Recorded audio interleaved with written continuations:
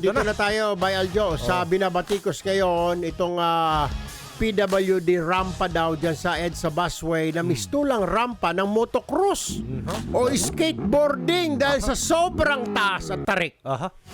Yan sa kabubukas lang na PhilAm Quezon City Station ng EDSA Busway. Aha. Yan, dyan na. Alright. Ito. Naipaliwanag dyan, Bay Aljo, ang MMDA, si walang iba kundi ang ating suki rin na si Chairman Attorney Artes. Magandang umaga po, Chairman Artes. This is Erwin Tulfo po and Aljo Bendijo. Live po tayo sa Radyo Pilipinas Nationwide at sa social media pages po ng aming programa. Good morning po, Chairman Artes. Morning po. Good morning po, Senator Erwin at Yeah. Aljo. Easy, sir. Easy po, Chairman. Diyan tayo magkakaproblema tayo dyan. Anyway, sir. Anyway po, ito medyo nabatikos. Actually, unang nabatikos dito ang DOTR. Bakit daw sobrang taas nitong rampa na ito? Pero kayo ho ang sumagot. Ito ho ba yung proyekto ninyo? Kanino ba proyekto ito, sir? Actually, proyekto po yan ng DOTR. Ang nag-implement lang po ay MMDA. Ang Opo. pondo po ay nanggaling sa kanila. Oho. Pero tayo po ang nagpagawa. Linawin ko lang, Kong Erwin. Opo. Yung, maganda po kasi pagkakaanggulo ng picture, akala mo talaga dire-diretso siya. Pero po siya at actual yung pupuntahan, hindi po siya tulad na akala mo rampa po ng motocross, sabi niyo nga po. Medyo steep siya, pero hindi naman po, in fact, may mga videos na rin naman po lumabas na nagwo-walk through doon. Hindi naman po ganoon kataas. Ang masasabi ko lang po, sinasabi po kasi ng ating mga kababayan, mali ang design, hindi pinag-isipan. Hindi po, on the contrary, pinag-isipan po maigi yan, given the limited space, at saka yung pong height restriction ng MRT. Talaga pong yan na lang po yung talagang pwedeng gawin. Ang naging, it's a very hard decision on our part, Kong Erwin, whether lalagyan yan or hindi. Ang problem namin, kung lalagyan namin yung dalawang side, tapos wala naman sa gitna, useless po yung dalawang ilalagay sa tabi. Kaya po nag-decide kami to push through with the project kahit na may challenge nga po sa space at medyo amin na naman po namin medyo steep po yung rampa. Pero yun nga po, yan lang po yung talagang pwedeng gawin. It's a hard choice between lalagyan namin na ganyan or totally wala. Pero ito po ang sunod ko pong katanungan, Attorney Artes, Chairman. Paano ko po mag-isa lang po yung PWD? Kakayanin po ba niyang itulak yung sarili niya paakyat? Or may nagsasabi ni Aljo, pinag-iisipan nyo na raw ngayon na maglalagay po kayo ng tao dyan yung para sa mga airport yung nagtutulak ng mga senior citizen na mga naka-wheelchair. Are you planning to do this to fix this issue, Chairman?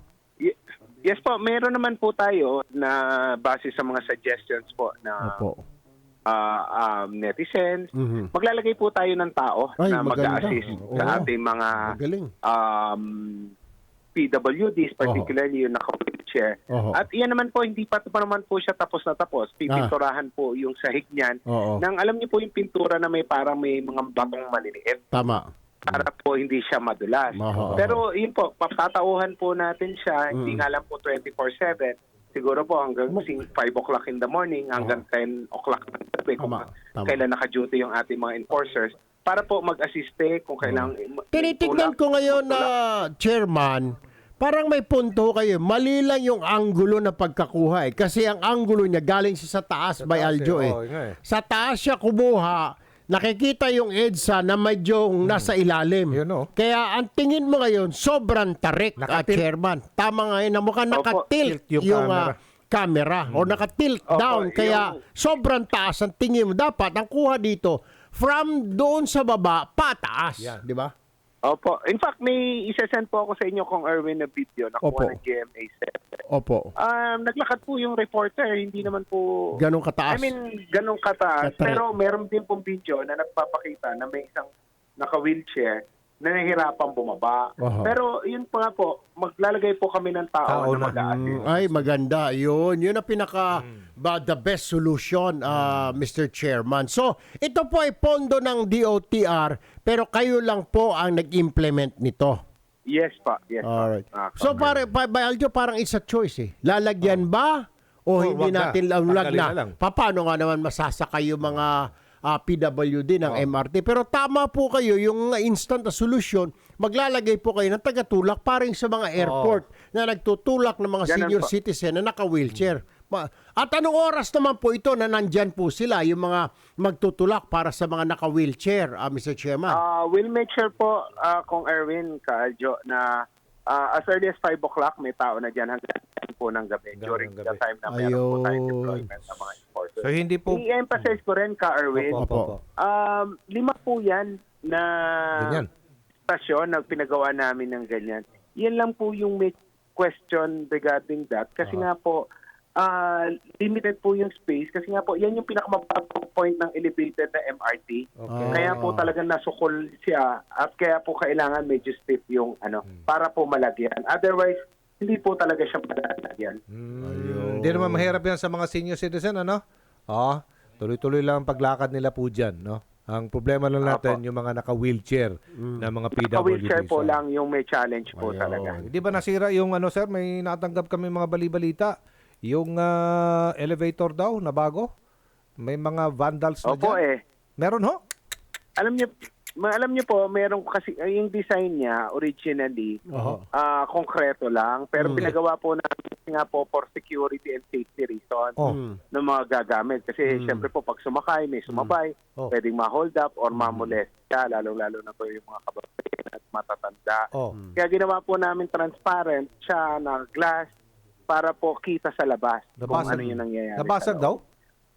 Ang problema, 2 beses po na may bumato, Nako. nabasag po. At meron naman pong isang beses, hinila yung mga wires ba natin. Siguro, So, kaya po kami, ang maganda siguro, Opo, Chairman, nananawagan na ingatan naman po sana. or lagyan ng CCTV yan, kasuhan yung mga vandals. Alam mo naman din sa atin, tapos ang problema yan, may mga gaya-gaya. Baka gagayahin, Attorney Artes. opo. Nag-usap naman po kami ng DOTR, papabantayan daw po nila ng bahay. Ay, salamat. Para Pilipino sigurado po. po Ilan, ma-maintain no? na maayos. Anyway, Attorney, panghuling katanungan na lamang po. I've also heard na yung inyong mga tauhan ay nag-iikot na rin, nagdi-declogging, ongoing ang mga declogging operations natin sa buong NCR para makaiwas tayo sa matinding pagbaha. Is this correct, Mr. Chairman? Opo, whole year round po naman yung ating paglilinis ng mga kanal at declogging. Opo. Mas pinag-i-intensify lang po natin kasi monitor po natin pag kung saan po yung may nagkakaroon po ng tubig, yun po yung pinaprioritize natin. Pero whole year round po yan, Ayun. yung ating pong declogging. Alright. Panghuli na lang talaga, sir. Sir, sorry, I lied to you. Sa SONA po, ilang pong tauhan ang i-deploy ninyo at saka may mga isasara po bang kalsada, kalye, Mr. Chairman? Opo, yung pong unang-una po, yung Batasan Nia Road ay isasara as early as 8 a.m. Opo.